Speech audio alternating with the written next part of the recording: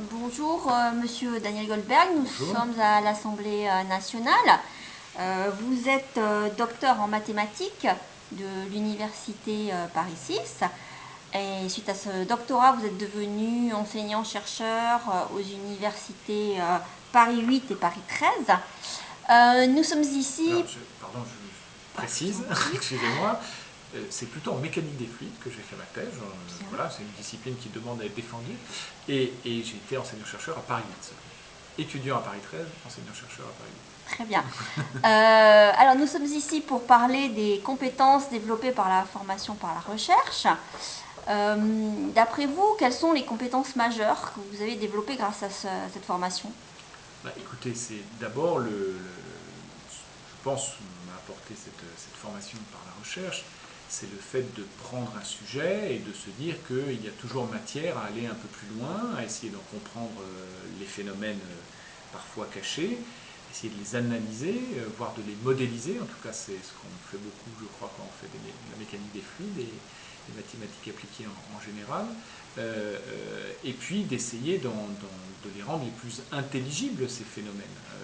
Et je pense que c'est peut-être une manière de réfléchir, en tout cas une manière d'aborder un problème qu'a pu m'apporter cette formation personnelle, pas forcément, j'allais dire, du seul point de vue disciplinaire.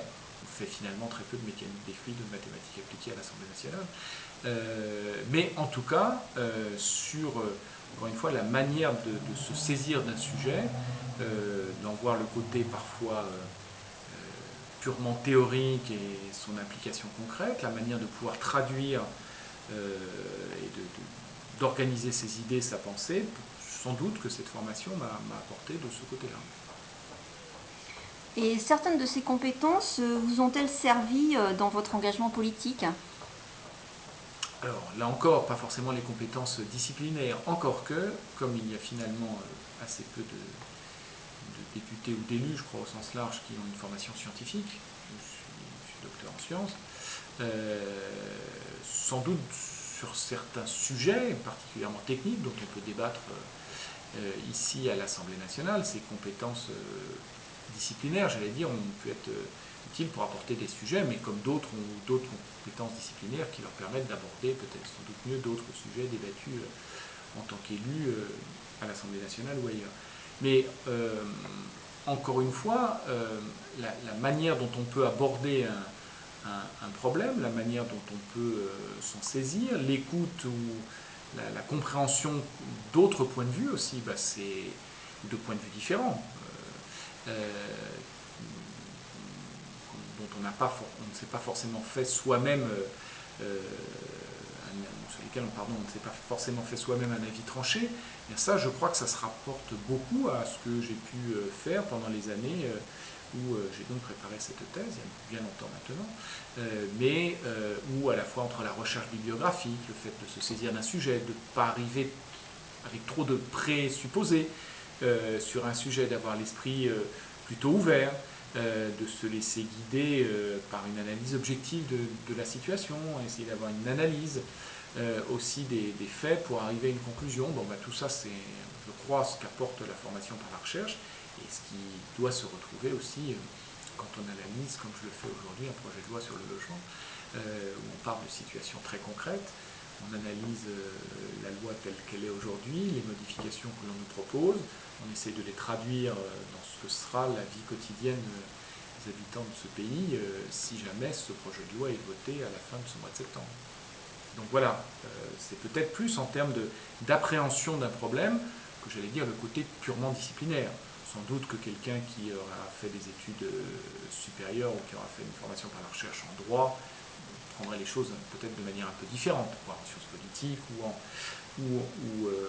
histoire, par exemple, je ne sais pas, dans d'autres disciplines. Mais en tout cas, je crois pouvoir dire, pour ceux qui ont une approche, une formation scientifique, c'est peut-être cette partie-là de notre formation, hein, la manière d'appréhender le sujet, et de le traduire, de le modéliser, encore une fois.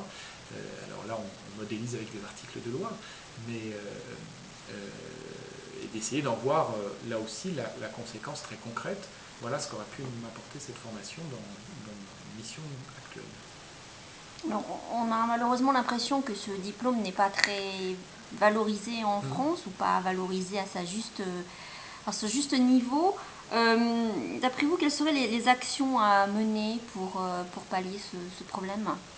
Écoutez, les actions, elles sont un peu dans votre question, c'est la valorisation, le fait de faire reconnaître ce diplôme. Euh, je crois que c'est un diplôme qui est... alors, c'est plus qu'un diplôme, un doctorat, hein, en termes de démarche. Ce n'est pas un examen, hein, il n'y a pas un sujet qui est donné avec une note qui est donnée par un enseignant, un travail qui a été fait.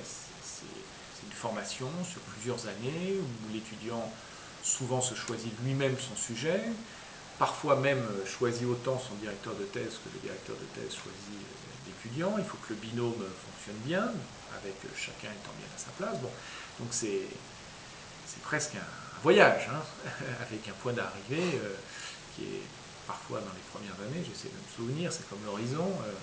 Je m'adresse à un doctorant qui filme, mais c'est comme l'horizon, parfois il s'éloigne à mesure qu'on avance.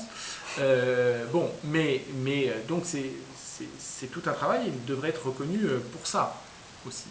Euh, euh, pour autant une démarche intellectuelle un peu risquée, parce qu'il y a aussi des thèses qui échouent, malheureusement. Des gens qui passent plusieurs années sans pouvoir soutenir, ou même en soutenant dans des conditions qui ne sont pas propices après un déroulement de carrière à la hauteur du travail qu'ils ont fait. Donc ça devrait être beaucoup plus valorisé. Je crois que ça a bougé dans les entreprises. Alors là aussi, je me situe plutôt du côté scientifique par rapport au moment où j'ai soutenu ma thèse au début des années 90, 94.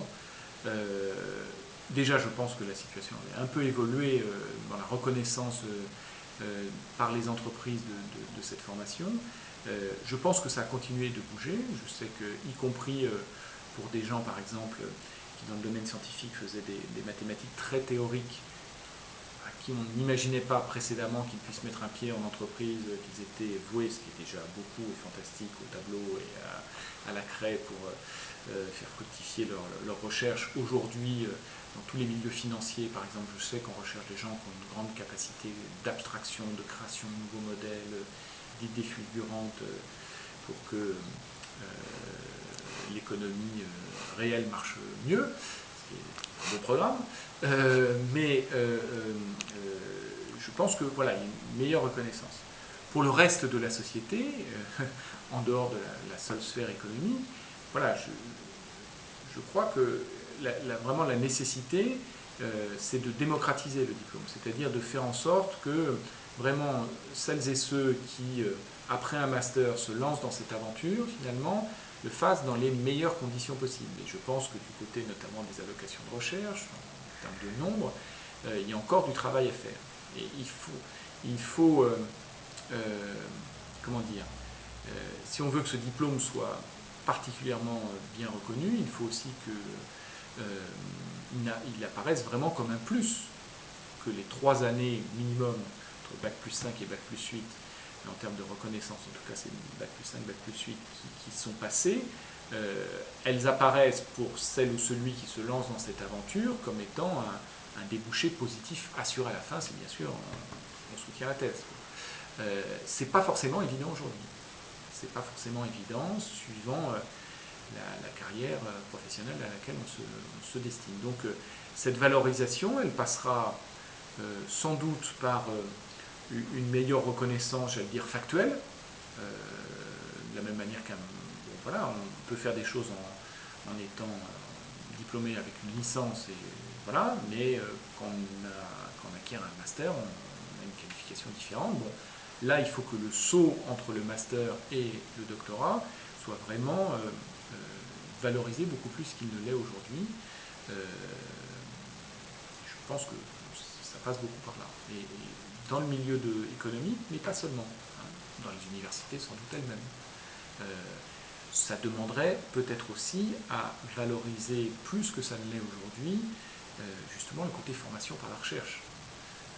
Moi je suis pour rapprocher le modèle d'enseignement supérieur français je n'ai rien contre le système grandes écoles, classes préparatoires qui permettent à nos esprits sans doute les mieux formés d'avoir un parcours d'excellence, mais on est quand même le seul pays où ça existe. Donc les Français sont beaucoup plus forts que le reste du monde pour avoir des idées innovantes, mais celle-ci date un peu maintenant, et donc il faudrait peut-être repenser à rapprocher au maximum les deux systèmes, repenser d'ailleurs plus globalement filière courtilièrement, mais ce n'est pas le débat du jour, BTS, DUT d'un côté, les licences et les formations où on rentre sur dossier ou petite classe préparatoire, bon, un peu unifier tout ce système-là, et pour les débouchés, donc c'est-à-dire le sujet de notre entretien, le doctorat d'un côté et toutes les formations d'ingénieurs pour ce qui concerne le côté scientifique purement de l'autre, de rapprocher un peu les systèmes, parce que je pense vraiment qu'il y a un vrai